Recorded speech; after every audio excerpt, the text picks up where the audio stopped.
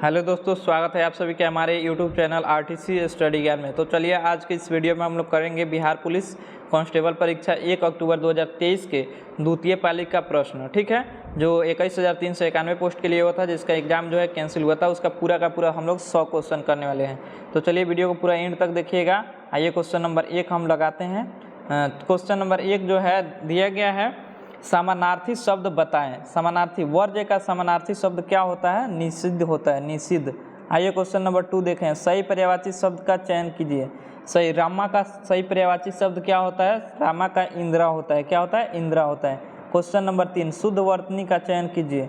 तो शुद्ध वर्तनी इसमें सही कौन कौन लिखा हुआ है? तकनीकी इस तरह से लिखा जाता है। ठीक है। क्वेश्चन नंबर 4 दिया गया, सही क्रम चुनिए। सही क्रम संसद में सबसे महत्वपूर्ण स्थान प्रधानमंत्री का होता है। संसद चुनाव के द्वारा आते हैं। भारत में संसदीय व्यवस्था कायम है। प्रधानमंत्री लोकसभा के सदस्यों द्वारा चुने जाते हैं। तो 4 का आंसर क्या होगा? डी होगा। पहले 3 नंबर आएगा। ठीक है, पहले 3 भारत में पहले ए आएगा 3, उसके बाद फिर आएगा संसद द्वारा चुने जाते हैं, उसके बाद आएगा राष्ट्र संसदों में सबसे महत्वपूर्ण प्रधानमंत्री, तब लास्ट में ये आएगा। चलिए क्वेश्चन नंबर 5 हम लोग देखते हैं। क्वेश्चन नंबर 5 दिया गया है, सखी वे मुझसे कहकर जाते हैं कि किस कवि की काव्य पंक्ति है। तो 5 का आंसर क्या हो जाएगा? 5 का बी हो जाएगा, मैथिली शरण गुप्त। मैथिली शरण गुप्त। आइए क्वेश्चन नंबर 6 हम लोग देखते हैं। जब चलती बस का चालक अचानक ब्रेक लगाता है तो उसमें बैठे यात्री आगे की दिशा में गिर जाते हैं। इसे समझाया जा सकता है किसके द्वारा? तो इससे समझाया जा सकता है न्यूटन के किसके? प्रथम नियम के द्वारा। न्यूटन के प्रथम नियम के अनुसार। आइए क्वेश्चन नंबर 7 जो है, पदार्थ के तापमान में परिवर्तन के दौरान आपूर्ति की गई ऊष्मा ऊर्जा किस रूप में संग्रहित होती है? तो किस रूप में संग्रहित होती है? गतिज ऊर्जा के रूप में संग्रहित होती है। आइए क्वेश्चन नंबर 8 को देखते हैं। निम्नलिखित में से कौन सा पदार्थ उस कांच के बर्तन की दीवार को गीला नहीं करता है? तो 8 का आंसर हो जाएगा सी, पारा हो जाएगा। ठीक है। आइए क्वेश्चन नंबर 9 हम लोग देखते हैं। क्वेश्चन नंबर 9 जो दिया गया है आपका विपरीत तार्थक शब्द है, मतलब उल्टा शब्द है। ठीक है, तो 9 का आंसर क्या हो जाएगा? 9 का आंसर आपका हो जाएगा सी, ऑफकोर्स हो जाएगा, उत्कर्ष का ऑफकोर्स। क्वेश्चन नंबर 10, साँझ और रात के बीच के समय को क्या कहते हैं? साँझ और रात के बीच को समय को हम लोग क्या कहते हैं? तो गोधूली कहते हैं। ठीक है। आइए क्वेश्चन नंबर 11 जो है, असंगत यानी कि बेमेल शब्द का चयन कीजिए, जो एक दूसरे से नहीं मैच कर रहा है। अशोक जो है एक दूसरे से मैच नहीं कर रहा है। आइए क्वेश्चन नंबर 12, रिक्त स्थानों की पूर्ति करें। डैश इस गुफा में गया, कलावित किया गया। तो क्या हो जाएगा? 12 का आंसर आपका हो जाएगा सी, जो इस गुफा में गया वो काल कौलित हो गया। चलिए क्वेश्चन नंबर 13 जो है दिया गया, वाक्य के शुद्ध है। तो इसमें देखना है 13 का आंसर क्या हो जाएगा आपका? 13 का आंसर ए हो जाएगा। चलिए क्वेश्चन नंबर 14 जो है इंग्लिश का, इसका केवल हम आंसर टिक कराएंगे, तो इसका ए आंसर ए होगा। ठीक है। आइए क्वेश्चन नंबर 15, इसका भी हम केवल आंसर टिक करा देंगे 15 नंबर का। तो क्वेश्चन नंबर 15 का आंसर हो जाएगा ए। ठीक है। चलिए क्वेश्चन नंबर 16 देखते हैं। क्वेश्चन नंबर 16 में क्या है? क्वेश्चन नंबर 16 में भी इंग्लिश ही है, इसका भी हम केवल आंसर टिक करा देंगे। तो 16 का सी हो जाएगा। क्या हो जाएगा? 16 का सी नंबर हो जाएगा। ठीक है। चलिए क्वेश्चन नंबर 17 जो दिया गया, 17 का आंसर हो जाएगा आपका बी। ठीक है, इंटू 17 के बाद 18 का आंसर हो जाएगा आपका, 18 का आंसर ए हो जाएगा, भाईचारे की भावना। चलिए क्वेश्चन नंबर 19, भारतीय राष्ट्रीय ध्वज के अशोक चक्र में कितनी तिलियाँ होती है? तो ये तो बहुत आसान क्वेश्चन है, 24 तिलियाँ होती है। सार्वभौम संसद की अवधारणा किस देश द्वारा लिया गया है? तो देश का नाम बताना है। तो देश का नाम है क्या? इंग्लैंड से लिया गया है। ठीक है। चलिए क्वेश्चन नंबर 21 जो है, भारत में केंद्र राज्य संबंध निर्भर करता है, किस पे निर्भर करता है? केंद्र और राज्यों के बीच का संबंध किस पर निर्भर करता है? तो सी नंबर पे कहता है। सी नंबर में देखते हैं क्या लिखा हुआ है। सी नंबर 1, 2 और 3, 1, 2, 1, 3 और 4, 1, 3 और 4। चलिए क्वेश्चन नंबर 22 जो है इंग्लिश है, इसका केवल आंसर टिक हम करा देते हैं, 22 का डी हो जाएगा। चलिए क्वेश्चन नंबर 23 को भी आंसर हम टिक कराएंगे। क्वेश्चन नंबर 23 का आंसर हो जाएगा आपका डी। ठीक है। क्वेश्चन नंबर 24 का भी केवल आंसर टिक करा देंगे हम। क्वेश्चन नंबर 24 का आंसर हो जाएगा बी। क्वेश्चन नंबर 25 देखते हैं, 25 का भी केवल आंसर टिक कराएंगे, तो 25 का आंसर हो जाएगा बी। 25 का आंसर क्या हो जाएगा? बी हो जाएगा। आइए 26 नंबर क्वेश्चन जो है, कंप्यूटर सॉफ्टवेयर जैसे विषय किस में आते हैं? तो कंप्यूटर सॉफ्टवेयर विषय जो है अवशिष्ट सूची के अंतर्गत आते हैं। ठीक है, क्वेश्चन नंबर 27 जो है दिया गया है, कौन सा अनुच्छेद राज्य के नीति निर्देशक सिद्धांत से संबंधित है? तो राज्य के नीति निर्देशक सिद्धांत से संबंधित है अनुच्छेद 44। क्वेश्चन नंबर 28 है, प्रधानमंत्री, केंद्रीय कैबिनेट मंत्रीगण, मुख्यमंत्रीगण और मंत्रिपरिषद सभी सदस्य हैं। तो 28 का बी हो जाएगा राष्ट्रीय विकास परिषद के। ठीक है, आइए क्वेश्चन नंबर 29, भारत के नियंत्रक एवं महालेखा परीक्षक का कार्यकाल कितने वर्ष का होता है? तो ये होता है 6 वर्ष का। ठीक है, आइए क्वेश्चन नंबर 30 देखते हैं, निम्नलिखित में कौन सा सही है? तो सही का बात किया गया है तो 30 का आंसर क्या हो जाएगा? 30 का ए हो जाएगा। भारतीय संविधान 3 प्रकार न्यायपालिकाओं को प्रदान करता है। ठीक है, चलिए इसका आंसर क्या हो जाएगा? सी हो जाएगा, 1, 2 और 4। आइए क्वेश्चन नंबर 31 जो दिया गया है, किस इतिहासकार ने अकबर द्वारा प्रतिपादित दीन ए इलाही को एक धर्म कहा है? तो 31 का आंसर क्या हो जाएगा? सी हो जाएगा, अब्दुल कादिर बदायूनी। आइए क्वेश्चन नंबर 32 देखते हैं, बंगाल का अंतिम स्वतंत्र शासक कौन था? बंगाल का अंतिम स्वतंत्र शासक इनमें से कोई नहीं था। ठीक है, आइए क्वेश्चन नंबर जो हम लोग देखते हैं कौन, क्वेश्चन नंबर 33 को देखते हैं, बांग्लादेश की स्वतंत्रता की घोषणा कब की गई थी? तो बांग्लादेश की स्वतंत्रता की घोषणा जो है 1971 में की गई थी, लेकिन आज़ाद हुआ कब? 1972 में। 34 नंबर, अफीम युद्ध किन दो देशों के बीच हुआ था? अफीम का युद्ध जो है आपको चीन और इंग्लैंड के बीच हुआ था। ठीक है, क्वेश्चन नंबर 35 जो है, सिंधु घाटी सभ्यता के लोग किसकी पूजा करते थे? तो सिंधु घाटी सभ्यता का लोग जो है पशुपतिनाथ की पूजा किया करते थे।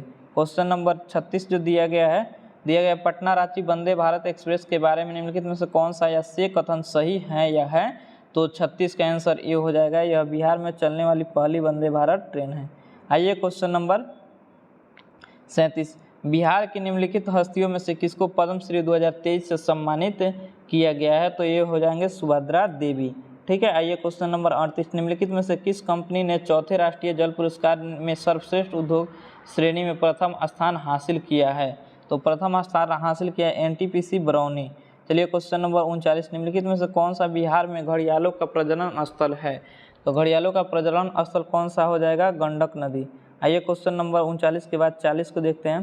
क्वेश्चन नंबर 40 जो दिया गया है, 19वीं ईस्वी में किस पर्वतीय ज्वालामुखी ने पंपोई शहर को राख से दफन कर दिया था? पंपोई शहर को राख से दफन कर दिया था, इसका आंसर डी हो जाएगा, माउंट वेसुवियस। ठीक है, आइए क्वेश्चन नंबर 41, निम्नलिखित संतों में से कौन महाराष्ट्र क्षेत्र में सक्रिय थे? तो महाराष्ट्र के क्षेत्र में सक्रिय थे एकनाथ।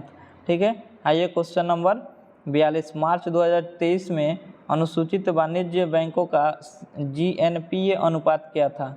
तो जीएनपीए अनुपात क्या था? 3.9। आइए क्वेश्चन नंबर 43 जो दिया गया, निम्नलिखित में से कौन सा भारत में गरीबी के कारण है?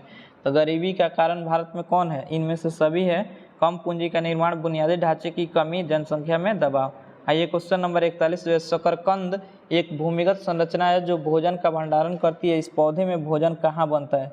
शकरकंद में भोजन कहाँ बनता है? तो पत्तियां में ही बनता है। ठीक है, आइए क्वेश्चन नंबर 45, रंध्र का खुलना और बंद होना किसके द्वारा किया जाने वाला कार्य है? तो रंध्र का खुलना और बंद होना किसके द्वारा? तो रक्षक कोशिकाएं। आइए क्वेश्चन नंबर 46 जो है, गन्ने का लाल सड़न यानी कि रेड रोट किसके कारण होता है? रेड रोट किसके कारण होता है? तो इसका आंसर हो जाएगा सी। आइए क्वेश्चन नंबर 47, प्लाज्मा झिल्ली शब्द किसके द्वारा दिया गया था? प्लाज्मा झिल्ली शब्द किसके द्वारा दिया गया था? जेक्यू पेलवे के द्वारा दिया गया था। क्वेश्चन नंबर 48 जो दिया गया, कृषि बीमा योजनाओं में शामिल है, कृषि के बीमा योजनाओं में शामिल है आपका ए और बी दोनों, प्रधानमंत्री फसल बीमा योजना, पुनर्गठित मौसम आधारित फसल बीमा योजना। ठीक है, आइए क्वेश्चन नंबर 49 जो दिया गया है, क्वेश्चन को रीड कर लेते हैं। डेयरी सहकारी समितियों के संबंध निम्नलिखित कथनों पर विचार कीजिए। कथन ए दिया गया, सरकार डेयरी सरकार समितियों को ऋण में ब्याज 2% राहत देगी। दूसरा, फूट एवं माउथ डिसीजन FMD और ब्रूसेल्सी घरेलू पशुओं का 100% टीकाकरण होगा। चलिए 49 का आंसर क्या हो जाएगा? 49 का आंसर आपका हो जाएगा क्या? 49 का आंसर बी हो जाएगा, 2 और 3 केवल सही है, 2 और 3 केवल सही है। आइए क्वेश्चन नंबर 50 दिया, निम्नलिखित में से कौन सा कर एक प्रत्यक्ष कर नहीं है? 50 में निम्नलिखित में से कौन सा एक कर जो है प्रत्यक्ष कर आपका नहीं है? तो ये हो जाएगा बिक्री कर। आइए कम से कम 51 नंबर क्वेश्चन को देखते हैं। चलिए एक क्वेश्चन नंबर 51 है, भारत एवं और 5 आसियान देश अर्थात कंबोडिया, लाओस, पीडीआरएन, म्यांमार, थाईलैंड और वियतनाम मिलकर बनाते हैं, क्या बनाते हैं, तो ये बनाते हैं SCO संघाई कोऑपरेशन, संघाई कॉरपोरेशन नहीं, MGS होता है, मेकिंग गंगा कॉरपोरेशन इसका आंसर हो जाएगा। आइए क्वेश्चन नंबर 52 दिया गया, निम्नलिखित में से कौन सा शहर जो है भारत की पहली ई कचरा रिसाइकलिंग इकाई स्थापित करेगी, तो 52 का आंसर आपका हो जाएगा बी, बेंगलुरु। ठीक है। आइए क्वेश्चन नंबर 53 दिया गया, ट्रिपल बॉटम लाइन के लोकप्रिय अवधारणा के संबंध निम्नलिखित में से कौन सा सही है, तो 53 का आंसर क्या हो जाएगा, सी हो जाएगा। सामाजिक एवं पर्यावरणीय अच्छाई उत्पन्न करने के साथ ही यह कॉर्पोरेट धारणाओं को धन लाभ कराता है। आइए क्वेश्चन नंबर 54 को देखते हैं, UNDP तैयार करता है, 54 का आंसर हो जाएगा आपका ये, मानव विकास सूचकांक। 55 नंबर क्वेश्चन जो दिया गया है, नए सार्वजनिक क्षेत्र उद्गम PSE नीति 2021 के अनुसार कौन सा कथन सत्य है या असत्य है, सत्य या असत्य बताना है, तो 55 का आंसर क्या हो जाएगा आपका, 55 नंबर क्वेश्चन का आंसर ये हो जाएगा, केवल एक सत्य है और 2 असत्य है। ठीक है। आइए क्वेश्चन नंबर 56 को देखते हैं, 56 में आपको आंसर टिक लगा देते हैं हम। ठीक है, 56 का बता देते हैं आंसर, 56 का आंसर हो जाएगा आपका डी। ठीक है। आइए क्वेश्चन नंबर 57, इसका भी आंसर हम केवल टिक लगाएंगे, 57 का ये हो जाएगा। चलिए 58 नंबर, इसका भी हम लोग आंसर टिक लगाएंगे, 58 का हो जाएगा आपका आंसर ये। ठीक है। 59 नंबर का भी जो निम्नलिखित, ये भी क्या है आपको बनाने वाला रीजनिंग का प्रश्न है, तो रीजनिंग प्रश्न इसका आंसर टिक हो जाएगा, सी सही हो जाएगा। 60 नंबर, निम्नलिखित में से सही उत्तर का चयन कीजिए। आधुनिक भारतीय सिक्के सांकेतिक सिक्के हैं। 2 नंबर में क्यूप्रोनिकल धातु का उपयोग पिघलाने और हितोत्साहित करने के लिए किया जाता है। सी में सिक्का निर्माण अधिनियम 2011 सिक्के का पिघलाने पर रोक लगाता है। आइए तो 60 नंबर क्वेश्चन का आंसर क्या हो जाएगा, 60 नंबर क्वेश्चन का आंसर ए हो जाएगा, केवल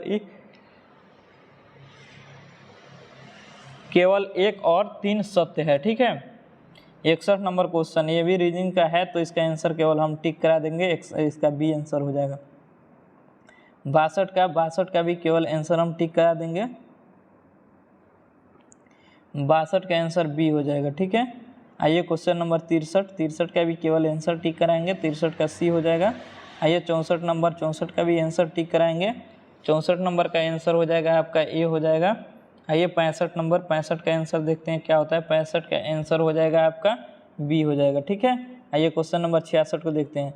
66 नंबर दिया गया, निम्नलिखित में से किसे लैटिन या और वैक्सीनेशिया कहा जाता है, वैक्सीनेशिया किसे कहा जाता है, तो 66 का आंसर क्या हो जाएगा, ये हो जाएगा काउपॉक्स।